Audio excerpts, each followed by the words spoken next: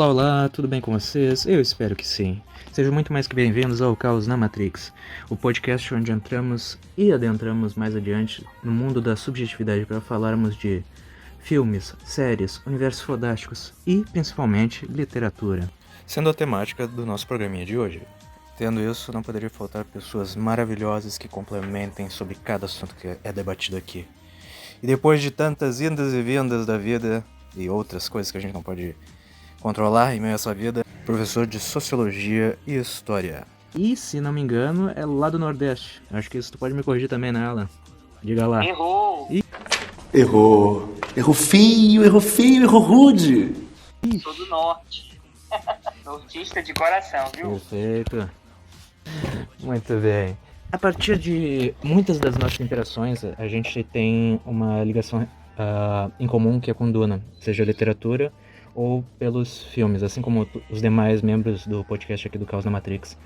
E eu para falar sobre o papel da literatura, principalmente na tua profissão como professor, mas como indivíduo, já que é uma área tão específica do conhecimento que em relação a como adquire conhecimentos em geral, mas que tem um apelo mágico e até que impressiona ao explorar novas maneiras de pensar, produzir conteúdos, obviamente, mas contemplar o momento específico que tu tá lendo uma certa obra, aprender com ela e ter uma relação afetiva para com o que o autor tá querendo te passar, com seja o gênero que for. E daí, te mandando isso, e até me esqueci da minha própria apresentação à parte, o que tu acha do papel da literatura para ti no teu dia a dia? Olha, João Vitor, primeiramente, te agradeço, viu, pelo convite. Uma honra estar aqui contigo. Segundamente, esse é um assunto que sou muito suspeito para falar, porque eu sou completamente apaixonado por literatura. Eu acho que a literatura ela está no campo, sabe, do prazer, da imaginação, do entretenimento, mas também literárias ao longo da história. Elas são reflexos de como as pessoas, naqueles momentos, pensavam. E ao acessar esses períodos e, portanto, os valores desses personagens, a gente acaba alimentando uma imaginação política e uma possibilidade de ter ação sobre a própria vida, sabe? Então, eu considero a literatura uma das formas mais poderosas da gente mergulhar na sensibilidade humana, mas também da gente ter poder sobre as nossas próprias vidas, sabe? É isso que me chama a atenção, que entra um pouco na minha seara como psicólogo. Mas também, eu acho que o mais importante aqui não é só as nossas profissões, mas esse caráter subjetivo da interpretação e compreender cada metáfora, cada estilo, e como tu comentou, o poder político que isso oferece, em relação a como um texto em especial possa te mudar por completo. Eu te digo uma história pessoal minha, que com 15 anos eu comprei o meu primeiro livro e foi a minha primeira entrada num mundo fantástico, pois é a literatura que eu mais gosto de consumir, além de outras questões mais da minha profissão, que foi o Hobbit, do Tolkien. E foi de uma coisa mais que aprazível, foi um desbravamento por minha conta e risco, e ter gasto um dinheiro que era meu de certa forma, adentrando um mundo rico em relação a uma imaginação maravilhosa, mas que me fez compreender um princípio de que eu consigo manter o meu foco aqui específico com algo que eu jamais, na minha adolescência ou até na infância, pensei que iria ter um contato tão maravilhoso, e criei uma expressão afetiva diante dessa atividade que é emocional, como projetar todas as minhas expectativas para com uma obra que eu fui aprendendo e foi meu ponto de partida para outras tantas miscelâneas da própria literatura em si, e ser uma abertura para conhecer diversas pessoas que têm um gosto peculiar como o meu, o teu, e fornecer e desenvolver e aproximar laços que vão atravessando a gente em zonas tão peculiares, mas que atravessa lacunas, se é que me entende no que eu quero dizer, em que amplia o ponto de vista de gostos em relação a opiniões e uma diversidade para com o, a tua própria subjetividade. Aqui o tema do podcast é em relação a muitas coisas que a gente gosta, mesmo como eu gosto de brincar, a perfeição nunca existe, mas a gente gosta e seleciona muito aquilo que é interessante pra gente. Não sei se faz sentido algum que eu tô querendo dizer pra ti. Não, faz sim, eu concordo totalmente. Eu acho que as escolhas que a gente faz das obras que a gente lê reflete o lugar que a gente ocupa, né? Uhum. Tempo, espaço. E a criança, como o teu caso traz aqui, né? A criança, quando ela tem essa iniciação à leitura desde cedo, ela tem possibilidade, sim, depois de dar continuidade a esse hábito. Que é um hábito tão difícil de manter dos dias de hoje que a gente compete, né? Com as telas, com o algoritmo, tantos estímulos. E eu super concordo contigo sobre esse aspecto da gente ter essa possibilidade de mergulhar em outras diversidades, né? E outros jeitos de ver a realidade. Quando você lê um livro sobre a Etiópia, acaba tendo contato com uma cultura tão específica, né? Um jeito tão peculiar de lidar com a família, com o amor, com o sexo, com o casamento. E aí, em seguida, você mergulha numa cultura ali dos países nórdicos. Na leitura seguinte, você já está ali numa maneira muito latino-americana de lidar com a vida. Então, assim, todas essas obras, elas são espelhos da realidade, né? E nada como um espelho para trazer o reflexo de como a gente realmente é, como a gente tem que ser, né? Talvez sem os livros, nós não saberíamos ou encontraríamos outras maneiras tão profundas da gente mergulhar em outras maneiras, em outros universos, maneiras de ver o mundo, né? Possibilidades de lidar com esse mundo.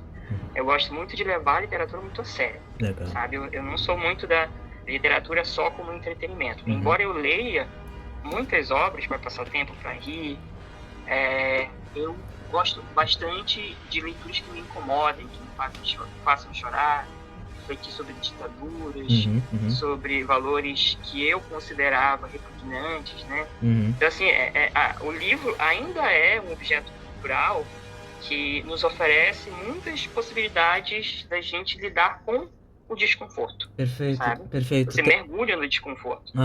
Tem uma frase que eu fiquei desenvolvendo enquanto estava montando aqui a pauta para nossa conversa, que a literatura oferece um leve ponto diante do excesso da exterioridade das nossas vidas, em que, pela escassez do tempo para lidar com um modo mais apropriado e sadio. E o livro, como tu colocou, vai além do entretenimento, mas um investimento meio que paradoxal com a forma que a gente se relaciona com o outro, já que a gente está também lidando com uma pessoa, seja o autor que for, com uma variedade de ideias, como tu comentou, das várias culturas. Por exemplo, tu comentou da cultura nórdica, tem um sobre mitologia do famigerado Neil Gaiman, agora cancelado, que comenta da origem dos deuses ou de demais outras crenças em si que me são muito fascinantes.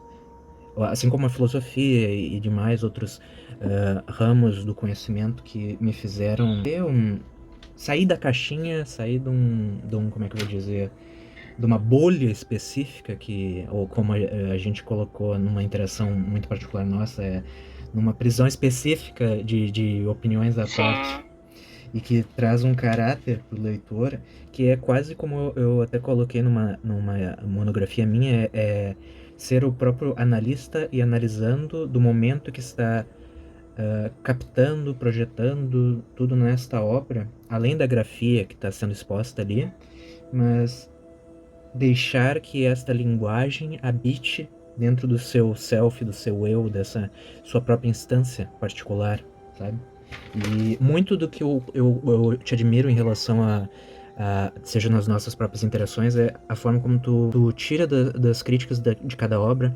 Eu percebo muito pelos teus stories que tu gosta do 100 Anos de Solidão, do Gabriel Garcia Marques, que tu pode falar... Eu sou apaixonado, doido. E daí tu pode dissertar à vontade, cara. Por sinal, o Caos na Matrix é puro TDAH, então vai aonde tu quiser, se quiser falar da adaptação, que também é outro ramo da nossa discussão, que pode ir mais adiante, mas que uma obra particular que te toca, te torna alguém mais apaixonado pela vida em si, pela tua própria característica, e abrange uma miscelânea de tantas outras coisas que nos tornam tão únicos e que conversa além da fantasia, do real e como se constitui a partir disso. Vai lá que pode falar o que tá à vontade. Olha, sobre esse aspecto que tu falou, né, da gente se confrontando com o eu, como a literatura ela permite com que nos deparemos com outros eus.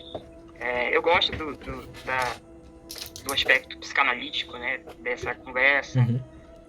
Eu acho que você adentrar outras consciências enriquece muito a maneira como você lê a própria obra literária, não somente obras literárias, mas também outras obras de arte, né? As artes visuais, o cinema.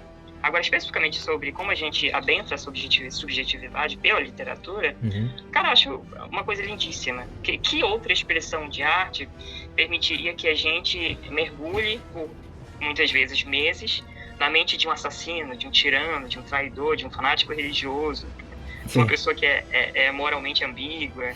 E quando a gente adentra nessas interioridades, a gente conhece o medo, a insegurança, né? As justificativas, as fragilidades.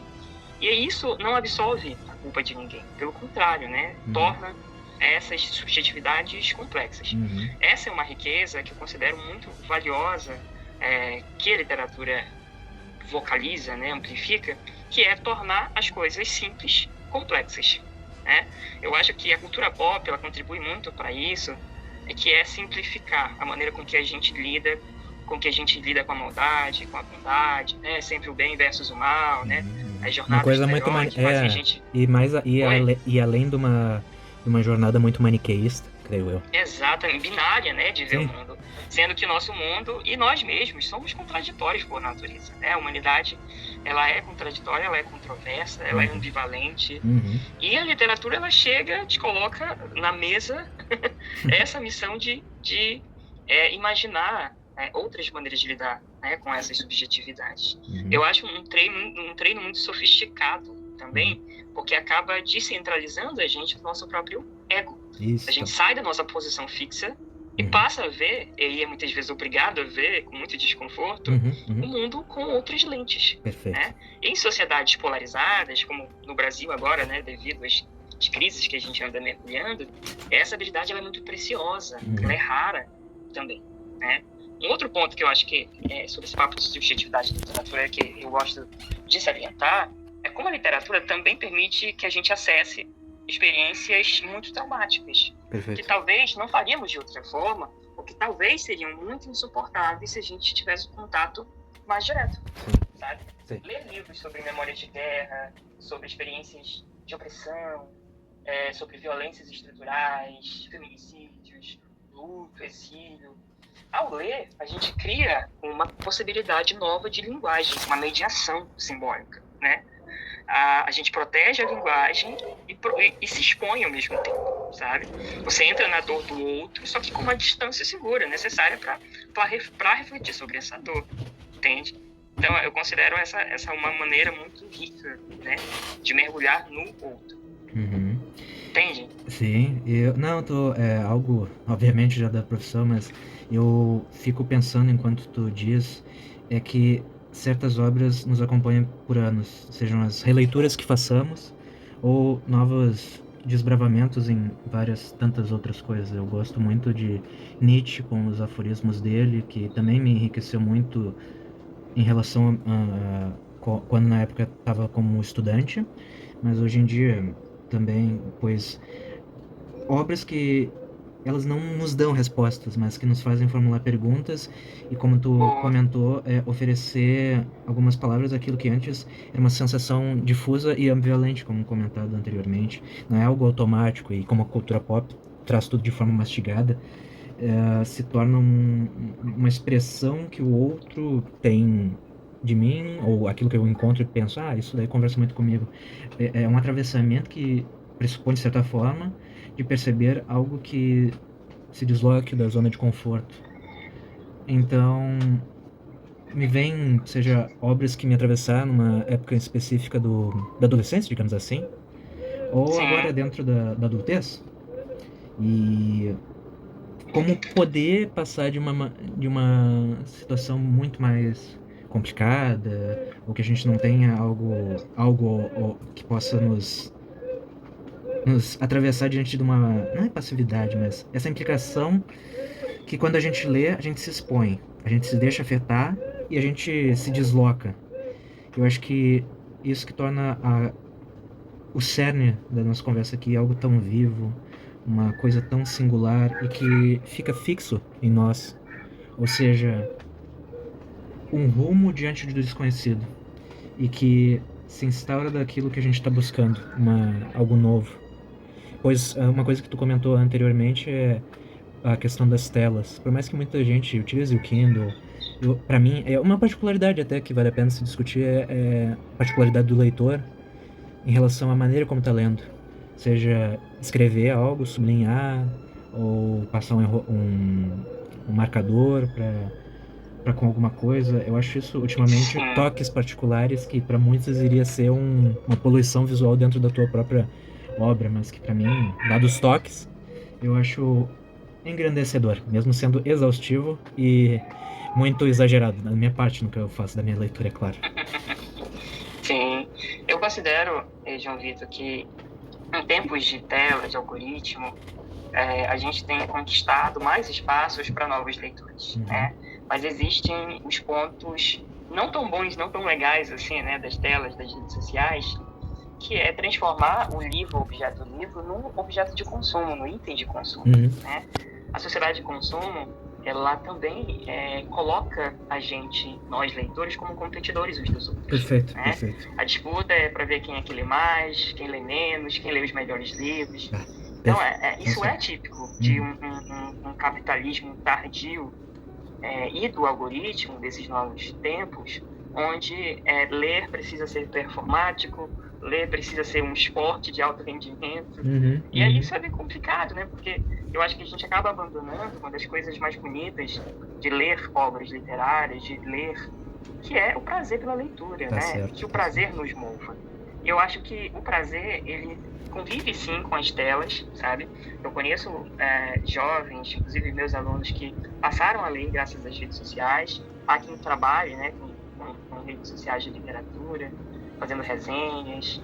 Há possibilidades, há caminhos muito certos. Infelizmente, vem os caminhos um pouco tortos, né? E sobre o aspecto que tu levantou, sobre da gente reler e do porquê algumas obras ficarem com a gente, tem um filósofo italiano, o Umberto Eco, que justificou... O autor do Em Nome da Rosa, né?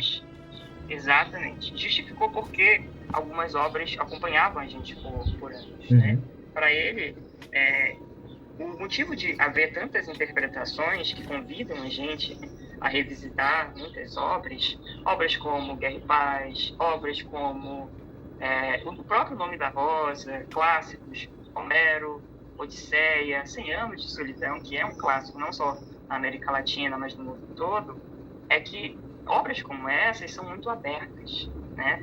E por serem abertas, elas acabam tendo essa capacidade de sobreviver ao tempo. Cada vez que você relê, você não está repetindo, você está reconstruindo os significados daquela leitura, sabe? E o texto literário, nessas obras, ele não é um espaço em branco. A gente lendo essas obras riquíssimas, a gente acaba preenchendo elas com a nossa própria experiência, com o nosso repertório.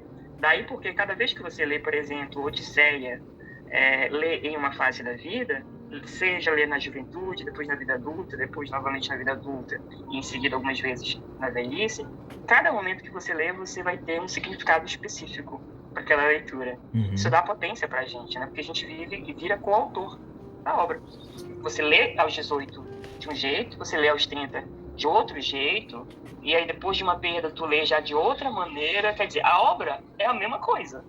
A obra continua sendo a mesma. Exato. Só que o leitor, ele muda. Então a obra vai mudar também. Um outro motivo que eu acho que enriquece as releituras que a gente faz dessas obras é que muitas vezes elas têm muitas vozes. Elas são repletas de vozes. É o caso de Os Miseráveis, do Victor Hugo. São obras como Os Miseráveis, elas não podem ser reduzidas só a uma tese, a uma ideologia. sabe? Uhum, Elas conseguem representar muitas visões de mundo ao mesmo tempo em diferentes momentos da nossa vida, sabe? uhum, E isso é lindíssimo. uhum. Eu chamo até de apelo mágico, que não tá só no... tá, obviamente, nos nossos Sim. pensamentos, mas é uma expressão que vai próximo da catarse, eu acho. Um nirvana pessoal, quando a pessoa lê uma obra, eu vou te falar... É muito pessoal, sempre, quando eu sempre converso com alguém aqui no Caos da Matrix, quando tem registros tão peculiares para com uma obra que nos chama muita atenção. Por exemplo, como eu comentei no início, Duna foi uma obra enriquecedora que me permitiu, durante a pandemia, que foi um impacto nas nossas vidas tão grande, seja para questão sociológica, política, obviamente, uma narrativa muito complexa dentro de um gênero que é a ficção científica, que traz tantos meandros, tantas capacidades que é quase... Nunca imaginei que iria conseguir. Uma ideia de ir para o fantástico, essa questão da catarse em relação ao estranhamento que pode nos gerar uma visão muito renovada, e que essa ideia é muito particular para com cada leitor, e como tu comentou, muito dessa demanda das redes sociais, dos criadores de conteúdo, dessa competição que todo mundo tem. Eu li mais rápido que fulano e terminei em menor tempo que ciclano. Isso é um saco, isso é um porre do caramba, e que me desestimulou muito na minha adolescência, por assim dizer. A minha adolescência não, minha infância, que eu nunca peguei muito em livro como algo particular meu, só na adolescência que eu tava me desbravando com várias outras coisas, várias áreas de conhecimento, que para engrandecer mais a mim, particularmente, implicando na minha própria subjetividade, algo que talvez se... a comunicar aquilo que eu nunca imaginei que poderia tocar tanto em mim ou em qualquer outra pessoa. E nisso o poder mágico, por assim dizer, que tem o apelo da literatura na sua linguagem, traz uma imersão diante desse mar de profundidade, sabe? Eu acho, João Vitor, que em tempos de superficialidade, né, é difícil encontrar o mar da profundidade, como tu falaste. Mas a gente consegue acessar. Sim. Só que exige esforço, né? Muito. Exige dedicação. Eu acho que toda tarefa que requer atenção, concentração, tempo e muitas vezes solidão, coisa que muitos de nós não conseguem fazer, esse tipo de missão, ela é bastante valiosa, né? E a gente precisa reconhecer isso, sabe? Eu tenho livros que eu consigo ler, mas se a minha vida estiver mais tranquila. Eu confesso que tem livro que, se a minha vida estiver caótica, eu não consigo ler. Sim. Então, a leitura, além de ser um hábito de conforto, ela, para mim, é uma maneira de ordenar a própria vida, sabe? Quando a gente estuda literatura e vê experiências de comunidades de leitura ao redor do mundo, o que a gente vê é que muita gente recorre aos livros para esquecer, ou pelo menos momentaneamente, né, fugir daquela realidade caótica, da fome, da pobreza, da guerra. Então, esse papel da literatura acaba sendo isso, né? Não é só de você fugir da sua realidade, é de você lidar com situações de crise, sabe? E quem de nós não atravessou crise, né? Sim. Ninguém está poupado, ninguém está imune, blindado, né? A nossa sociedade, ela está em constante crise. Ela está em crises renovadas. Então, ninguém fica imune a isso. E quem correr para os livros está buscando alguma maneira de lidar com essa realidade maluca, né? Tem uma fala da Clarice Lispector que eu estava pesquisando no material para essa nossa conversa, que é: você que me lê me ajuda a nascer. E que outra frase, dentre os tantos outros materiais que eu li, é: a escrita do livro em si, da literatura, é o Kama Sutra da linguagem, ou seja, traz toda uma sensualidade, porque, assim como diversas outras áreas de conhecimento, possuem essa sensualidade que é tão chamativa, tão vigorosa, se é que dá para colocar dessa maneira, que chamam como um canto de sereia, e a gente vai seguindo, e o impacto que isso nos gera é quase é uma ressonância mental, afetiva e sensorial, pois, dada a descrição que a pessoa está fazendo, traz um jogo de imaginação, e que até traz uma confiança, ou seja, aquilo que antes era uma competição se tornou uma nova realidade mais favorável para aquilo que circunda ao que eu estou afim de ler e aquilo que eu estou obrigado a ler dentro das nossas vidas caóticas, como tu comentou. E tem uma função de comunicação que vai além do que os olhos veem, como diria o Optimus Prime do Transformers. Cara, e aí eu te faço a pergunta, né? Teve lá. alguma obra que tu considerou extremamente sedutora, que cumpriu com esse papel que tu acaba de descrever pra gente? Eu vou, primeiramente eu vou dizer, porra, tantas, mas eu vou dizer umas 10. Pergunta difícil. Não, a pergunta não é difícil. O que é difícil é como elaborar. Eu comentei do Nietzsche, o Humano Demasiado Humano, com seus aforismos, e a forma como Boa. ele entrelaça um pouco de tudo da existência e como isso influenciou Freud para a formação da metapsicologia, da psicanálise dele mesmo. Sapiens, do Yuval Harari, que eu li antes da pandemia começar, inusitadamente. O Nosso Amado Duna, do Frank Herbert, Colosso. Boa. É o meu livro favorito. Mais. Mais. É suspeito pra falar, né? Pô, É totalmente suspeito pra falar, citar o Herbert. Eu só juntei o pessoal mais, como eu tanto sou conhecido, mais poderoso em relação a Duna, como tu e os outros da minha como é que eu vou dizer, da minha frota estelar, por assim dizer. Mas Harry Potter foi importante pra mim durante a adolescência. A gente regula de idade. A gente viu os filmes, eu nunca li os livros na época, só fui na adolescência, me ajudou a passar por Cara, eu essa também fase. não, nunca. Eu tinha essa vontade, inclusive tinha inveja dos meninos, das meninas que Também. liam Harry Potter, porque eu não tinha dinheiro pra comprar livro de Harry Potter. Tem isso. 7 livros, 8 livros, né? 8 livros, 7 filmes, porra, não tinha como acompanhar. Então, assim, eu cresci com essa inveja, poxa, essa dor de cotovelo, vendo a galera acompanhar toda uma saga. A mesma coisa foi com o Senhor dos Anéis. Senhor dos Anéis, Hobbit, foram obras assim que eu vi passando na minha frente. Perfeito. E eu não consegui seguir. Eu tô tendo contato com essas obras agora, sabe? Quase nos 30 anos. Sim. Isso conversa muito comigo. Como tu comentou agora, faltou mencionar O Hobbit, Senhor dos Anéis, que foram os livros que me introduziram à literatura. Sim. Que se interliga com o filme, o cinema em si, que obras muito visuais, que tiveram adaptações tão marcantes, foram primeiro o chamariz, para eu ir atrás dos livros, e algo que a gente já até discursou antes, em relação a quando tem uma obra que a gente ama de paixão, seja com a parte 3 de Duna, que vai ter, e tu vai conhecer ainda Messias de Duna, que é a continuação do livro clássico, que faz a gente ficar se indagando, dependendo da pessoa, é claro, ler antes desta adaptação chegar, ou depois? Eis a questão. Olha, eu sou do time ler antes. Sempre serei desse time. Sim. Eu não tenho problema nenhum com isso. Sim. Eu tô abrindo a exceção agora pra Casa do Dragão, né?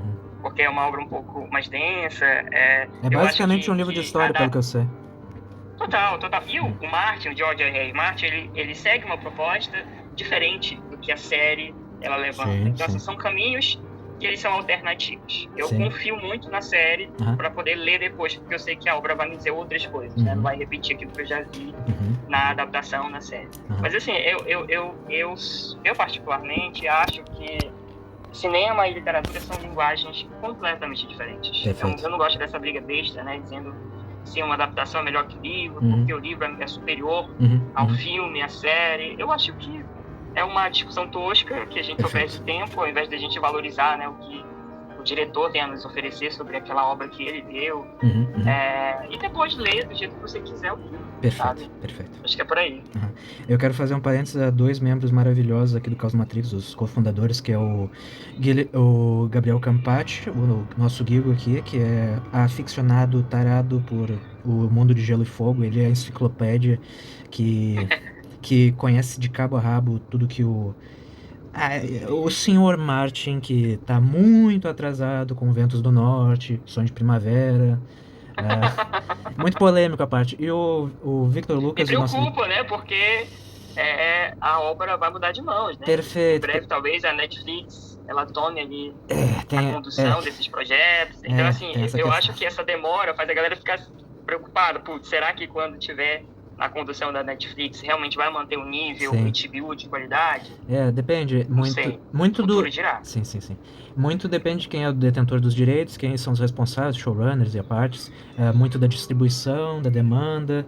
A gente conversou muito ano passado sobre Stranger Things e Bem-vindos a Derry, que foi bem acalorada nessas discussões sobre o que foi melhor, o que não foi tão boa. Só ótimas obras abrem esse tipo de discussão, Perfeito. viu? Quando a gente coloca, se você coloca na sala Derry, Stranger Things, O Mundo Sombrio de Sabrina, dessas 3 obras, por exemplo, sim. a gente tem quase que uma unanimidade em torno de Derry. Foi um produto muito bom, sabe? Perfeito. Quando se trata da série Stranger Things e de O Mundo Sombrio de Sabrina, as pessoas se dividem muito mais. Às vezes muito mais odiando do que amando. Enfim, tu me conhece, né? Sabe que eu sou extremamente suspeito pra falar de Stranger Things. Tenho minhas críticas, mas eu acho que é um papo para outro momento também. Sim, mas quando toca Prince, Purple Rain ou Heroes do David Bowie, não tem pessoa que, como diria o saudoso Tim Maia, um mela cueca tremendo, bicho. Eu acho apelação, cara. Acho muito apelativo. Sabe quando você não entregou um produto de qualidade e fica tentando construir esses momentos com trilha sonora que a galera já gosta? Sim. Eu acho que não combina. Verdade. Mas algo que me chama atenção, a gente desvirtuou demais, eu já comentei que o caos da Matrix é por suco de TDAH, é que assim como o Martin tá empacado com as várias produções audiovisuais que ele tá tendo com a sua própria propriedade intelectual, que é o Game of Thrones, o próprio Frank Herbert teve isso bem no final da vida dele, quando ele queria escrever outras coisas, mas as pessoas só queriam saber de Duna, e daí ele só pôde escrever até o 6º livro, que é Herdeiros de Duna aqui, ou Chapter House no original. E ele teve contato nas convenções com o próprio Herbert, no caso do George Martin, que ele ficou desencantado com esta obra, e que os leitores, quando ficam muito, eu vou dizer, um tanto implicantes para com o autor, eles ficam muito reféns disso. Isso é a minha visão, eu acho. Mas que isso afeta muito a criatividade e o quão muito proveitosa será a receptividade, é claro, mas o produto final que o autor em si está dispondo. Eu acho que é algo interessante de se pensar também. Eu penso, João Vitor, que um diretor ele precisa confiar no seu processo criativo, sabe? Se ele está oferecendo a visão dele, ele precisa defender esta visão até o fim. Perfeito. Eu tenho visto muitas críticas à nova adaptação, né, com a Margot Robbie e Jacob Elordi, sobre o Morro dos Ventos Uivantes, e em nenhum momento a Emerald Fennell, a diretora por trás desse projeto, ela aparece para se defender das críticas, sabe? Eu vejo uma diretora que ela tem uma estética muito dela e que está alegando que é uma obra que oferece uma leitura dela. Então essa é uma particularidade que eu acho interessante das adaptações, que ofereceria uma visão do diretor sobre uma obra literária. Nenhuma obra cinematográfica em nenhum momento vai destruir, sabe, a literatura, vai destruir um livro por oferecer muitas vezes uma versão super distante, né, da obra original. Em nenhum momento isso vai acontecer. O caso, por exemplo, do Morro dos Ventos Uivantes, a Emily Brontë, ela tem um legado intacto, que infelizmente ela conquistou depois já de morrer. Sim, só que, felizmente, a gente tem uma obra que continua sobrevivendo a quantas adaptações existirem. Isso prova, e é inegável, que isso prova a qualidade de obras de clássicos como esse. Entendeu? Como o Morro dos Ventos Uivantes, Os Miseráveis passou por isso. Sim. Várias obras literárias passaram por isso. Eu acho que as melhores conseguem levantar discussões mais acaloradas e, às vezes, acender adaptações mais ousadas. Perfeito. Isso foi algo que eu tive muito desde na juventude, em relação a ter um preciosismo para com o material original, e que ao longo dos anos eu tenho tido esta mesma opinião que a tua em relação a tem que ter certa liberdade, seja ousado. Com certeza.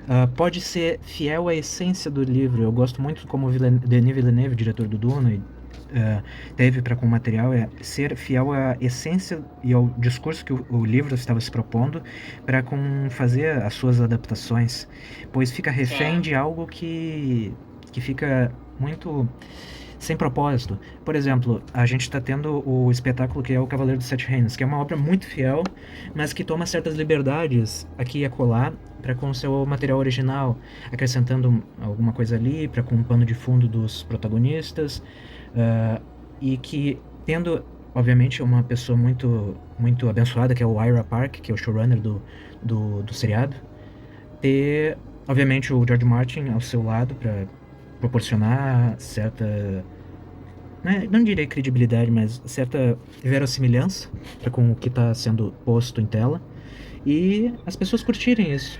Eu acho que uma literalmente literalidade de cada coisa que está indo pro audiovisual pode ser chato, maçante e que tira todo o caráter muito lúdico, por assim dizer. Eu gosto de uma música de um comediante chamado João Pimenta. Ele fazia umas fã-dublagens do Game of Thrones. Que teve um momento que ele falou o seguinte, assim, ó. A série vai acabar, vai morrer todo mundo, mas ele dizia assim, ó. E os fãs com chiados vão pra ruas protestar. Todo ódio e tristeza. Você não é o roteirista, então para com essa desgraça de querer que seja o teu querer. Algumas coisas, assim como na vida, não vão ser do que a gente quer, felizmente ou infelizmente. E no audiovisual, ou até nas continuações de obras que a gente gosta, no lado fantástico, ficção histórica, enfim, também vão literalmente descampar para outras vertentes. E a gente tem que ter essa resiliência dura, mas que é necessária para se adaptar a várias coisas que a gente tem no nosso dia a dia. Ainda mais obras consagradas, sabe? Exige do diretor muita ousadia, muita coragem para lidar com as críticas que vão aparecer, sim, sabe? E eu acho assim que toda adaptação ela é uma interpretação do diretor. Perfeito. E claro, essa interpretação ela está inserida numa lógica comercial, ali de Hollywood, óbvio, ok. Só que o diretor, inevitavelmente, lê o livro a partir do tempo dele, da sensibilidade estética, da identidade dele como diretor, da visão de mundo que ele tem. Então, defender a própria versão para um diretor é muito caro, cara, sabe? Não é necessariamente desrespeitar o autor, né? É assumir que a obra que ele está reinterpretando é viva e pode dialogar com outros contextos, novos contextos. É uma coisa que eu fui vendo ao longo do tempo que eu considero espiritual, por conta do seu lado criativo e simbólico, e que leva a gente a ambientes, literalmente, eu acho que o próprio George Martin coloca numas falas em relação à literatura, que eu viajei tantos mundos, eu conheci tantas pessoas, que transcende certos valores, certas realidades, obviamente, e que, consequentemente, cria uma nova relação, uma nova motivação para a tua subjetividade. Obviamente não substitui outras coisas, mas que elas nos acompanham nesses anos todos que a gente está discorrendo aqui na nossa conversa, que ampliam muito a nossa capacidade de entender o simbólico, entender a percepção de real, e principalmente a gente ter uma interpretação daquilo que é colocado na nossa frente, que falta muito hoje, ao meu ver. Pois esse imediatismo das telas, que a gente comentou anteriormente, cria-se essa resposta instantânea para quase tudo que não dá para ter um espaço vago. Precisa ter essa reordenação para com a opinião específica de quem está falando e preencher algo maior. Não sei se me fiz claro. Nesses espaços, amigo, que a gente pode preencher com arte, espaços com literatura, com cinema, eles estão aí para ser preenchidos, sabe? Mas exigem também que a gente os ocupe, né? Nem todo mundo tem a ciência de que pode, por exemplo, reinterpretar uma obra artística, né? Ter um olhar usado sobre uma obra. Seja você um aluno do ensino médio, seja você um crítico de cinema, seja você um estudante de jornalismo, de publicidade, de cinema. A obra está aí para quem quer a observar, né? Para quem quer observá-la. Isso a gente precisa reconhecer. A arte em si, ela precisa ser fluida, né? Ela precisa ser sentida, ela precisa estar ao alcance do espectador. Agora, como cada espectador sente ela, aí é uma outra questão. Algo que tu comentou ali em relação ao seu autor, diretor no caso, que a gente fala de cinema, que gostamos muito, é essa interpretação que eu achei belíssima, a forma como tu aplicou, que até no meu campo de trabalho, na análise em si, toda pessoa tem uma versão do que viveu. O que foi experienciado, de certa forma, tá lá fechado, mas a memória, ela fica muito vaga. Ela fica variando ao longo dos tempos e, obviamente, isso se preenche com a literatura, no paralelo que eu tô querendo fazer, que as construções que fazemos daquilo que a gente lembra são reinterpretações de histórias que a gente está convidado a revisitar e que trazem desafios que vão dissolver e que tem motivações subjetivas únicas da nossa peculiaridade. E daí eu tento oferecer à pessoa, seja no divã, seja no online, uma nova percepção, uma nova compreensão. E eu acho que o caráter pedagógico do professor, que é uma profissão que eu tenho um tremendo respeito, foram muito importantes para mim na minha vida pessoal, na minha vida, obviamente, escolar e tudo mais, em relação ao caráter de mostrar para o aluno, você, o estudante, poder contemplar aquilo que está sendo expressado, poderem ver da sua maneira e desenvolver nisso. Eu tive muito, indo para um lado muito mais pessoal meu, eu sempre tive dificuldade para fazer trabalho que envolvesse oratória, e só mais velho que eu fui ter gosto por isso, fui gosto por pesquisar e adiante. Pô, eu fui super assim, principalmente na minha fase, tempos de escola, né, dos Sim. anos iniciais, um pouquinho dos anos finais também. A timidez era um problema, assim, pra mim. E daí, nisso tudo, registro sensorial muito gostoso, assim, a leitura em si e o papo que a gente vai tendo com pessoas muito respeitosas, com pessoas cuja sensibilidade é sexy. Falando sério, é sexy a sensibilidade. Quando a pessoa tá aberta a ter um novo amontoado de saberes, poder dissertar sobre isso, e aquilo que, como tu comentou, que a gente compartilha até, essa timidez que a gente teve num âmbito, numa época, em períodos muito específicos, em que a aplicabilidade da leitura foi adiante e a gente pôde ter algo que eu nunca imaginei que iria ser um cara voraz com livros. Isso eu pegando o pensamento de quando eu era criança e como tu comentou em relação ao Harry Potter, que todo mundo lia na nossa frente, iam mais adiantado, tinha a disponibilidade de comprar os livros que eram caros e são caros. E venhamos e convenhamos, a literatura em si, sejam as áreas que forem, é caro de se comprar. Mas quando a gente eu até escrevi aqui, quando a gente se dispõe do nosso próprio dinheiro do bolso e poder comprar um livro para nós ou para pessoas que são muito queridas e dizer, olha, eu tô te dispondo de um mundo com tanta intensidade, tanta ambivalência, de certa forma, ou com uma visão muito específica e te dando com todo o meu empenho. Eu coloco muito esse significado para quando eu dou um livro para alguém ou para quando eu dou uma indicação para alguém, pois é um laço afetivo, é um laço, como eu comentei, um laço espiritual para com a sua própria leitura. E tentar passar isso para a pessoa, seja ela quem for, no nosso círculo pessoal, é quase divino, eu acho. Olha, eu acho que em contextos escolares, na presença de professores, mediadores de leitura, especialistas em literatura, contadores de história, muitos alunos, meninas e meninos, acabam encontrando pela primeira vez protagonismo através da literatura. Perfeito. Através da contação de histórias. Uhum. Nós, seres humanos, nós somos famintos por histórias. A gente conta histórias ao redor da fogueira. Desde que a gente inventou a fala, a gente conta as nossas próprias histórias porque é uma maneira de a gente dar sentido às nossas vidas. Contos, poemas, histórias cantadas, histórias narradas. A gente está cercado dessa fome por histórias. Então, ao encontrar a literatura, muitos alunos, estudantes, tímidos, introspectivos, inseguros socialmente, pela primeira vez eles têm um território deles, onde eles não precisam levantar a voz, né? Onde a voz deles é ouvida. Na sala de aula, onde os meninos competem, né?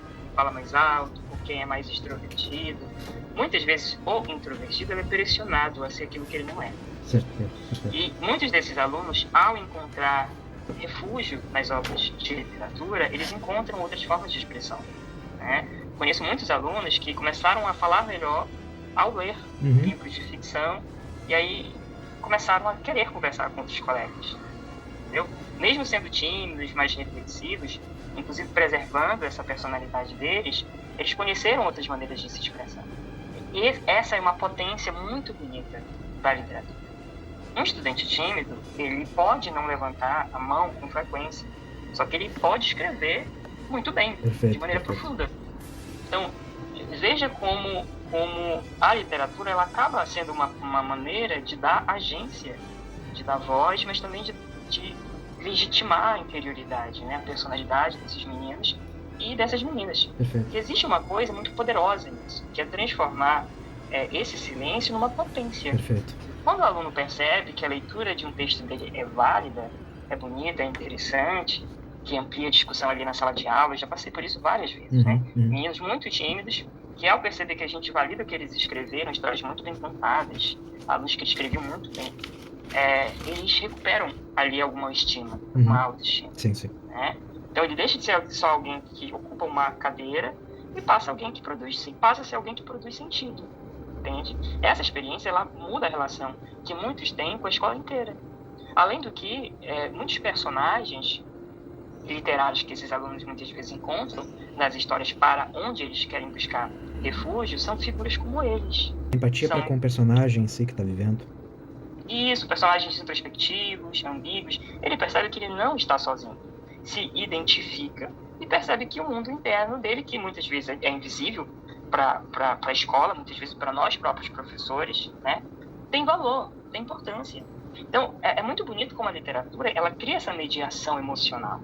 Um jovem que tem dificuldade de falar ali na roda de conversa, no trabalho de exposição, num projeto da escola, um aluno que é excluído, inseguro, ele pode discutir esses temas através de um personagem, entendeu? Isso reduz a exposição que ele teria ali na escola e, ao mesmo tempo, permite uma elaboração dele próprio. Então, falar sobre o outro, para muitos desses alunos, é uma forma protegida de falar sobre si mesmo. Eu vejo muitos alunos apaixonados por animes, por exemplo. Assim, eu vejo que é uma febre entre os alunos mais introvertidos. A gente percebe que, conhecendo histórias como de Naruto, né, de animes mais populares, animes menos populares, eles estão encontrando maneiras de falar deles mesmos. Essa é uma dimensão coletiva da leitura. Histórias conectam pessoas porque organizam as nossas emoções que são muito parecidas com de muitas outras pessoas. Quando eu coloco, por exemplo, em sala de aula, para uma turma ler um romance, eles passam a dividir as mesmas referências, os mesmos conflitos, sabe? As mesmas histórias. Mesmo os alunos que são mais tímidos, que quase não interagem, eles começam a compartilhar desse universo narrativo. Você dá uma ponte para esses alunos, entendeu? E aí a potência dessas histórias também tá nisso, né? É um território onde a gente consegue negociar as diferenças entre os alunos, onde esses alunos falando, pensando sobre esses personagens, eles treinam a escuta, a empatia, como tu bem falou, né? E para ter empatia é preciso ouvir, né? Para entender um personagem complexo precisa suspender o seu julgamento, deixa o seu julgamento de lado, sabe? Transfere ali essa habilidade para um outro momento. Quem aprende a ler subjetividades no livro tende, aos poucos, a reconhecer as complexidades na vida real. Eu tenho tido contato com pessoas que chefiam projetos literários no Sudeste, no Nordeste também, no Ceará. Eu tenho uma amiga que em Fortaleza, ela coordena 3 clubes de leitura com alunos dentro da escola. E as experiências, assim, são muito bonitas, muito positivas, né? Os alunos, eles querem ler mais depois da aula, os alunos, eles deixam mais o celular ali, às vezes, durante o intervalo, entre uma aula e outra, para ler um livro, entendeu? Isso tem muita importância, não só para os alunos tímidos, para os alunos extrovertidos também. Então, tudo isso é muito interessante, né? Então, assim, no fim das contas, a gente vê que essas experiências mostram que a gente não lê só para saber o que acontece com os personagens. A gente lê para entender o que acontece com a gente e com os outros. E esse é um movimento muito transformador, né? Perfeito. Querido, entrando agora já nas nossas considerações finais, não diria eu não poderia finalizar isso da mesma maneira tão majestosa que tu pôde fazer em relação ao poder metapedagógico, eu diria, da própria literatura e o impacto empático para com as próprias possibilidades que, no caso, tu como professor e os teus alunos, e coordenar essa abrangência do texto e que convoca esses indivíduos a participarem e se entenderem e criar esta relação que tu projetas em si e que vai adiante, mais à frente, por assim dizer. Querido Alan, prof, como eu gosto de chamar, foi um prazer tremendo ter finalmente... Prazer é todo meu, viu? Obrigado pelo convite. Claro, quando... Tô me sentindo honrado. Eu Sempre. já tô me sentindo, assim, sentado na cadeira dos adultos. Oh, Me achando. Opa, Já não. tô me achando aqui. Tá certo, querido. Não, porque o senhor eu já considero um duneiro legítimo. Ainda vai descobrir muitas psicodelias, muitas características que o Herbert ofereceu aos leitores. Mas antes de ir, fale para os ouvintes aí, para quem quiser poder conversar contigo majoritariamente online, as tuas redes sociais, para que possam poder ter um papo maravilhosamente gostoso para com o senhor. Olha, eu não sou uma pessoa muito pública, apesar de eu ter inventado de trabalhar como professor. Claro. Eu estou mais presente no Instagram, né? Eu sou um cara, assim, mais das redes do Zuckerberg. Ixi. Meu arroba é eu sou Alan, eu sou um homem apaixonado pelas artes, né? Pela literatura, pelo cinema, pela música. Eu digo para quem está me ouvindo que as pessoas precisam ler mais, né? Ainda se lê muito pouco, a gente tem perdido leitores nesses últimos anos devido a uma somatória de fatores. Então, cada vez que a gente constrói esses espaços de debate como esse, a gente acaba tendo essa possibilidade de trazer gente nova, né, para os livros, para a literatura. Então, assim, eu te agradeço muito pelo convite e quem sabe até a próxima, viu? Beleza, querido. Por agora saímos da Matrix, mas lembre-se, as histórias que amamos vivem sempre dentro de nós. Até o próximo Caos na Matrix e que o caos esteja sempre com vocês. Valeu, galera. Até mais.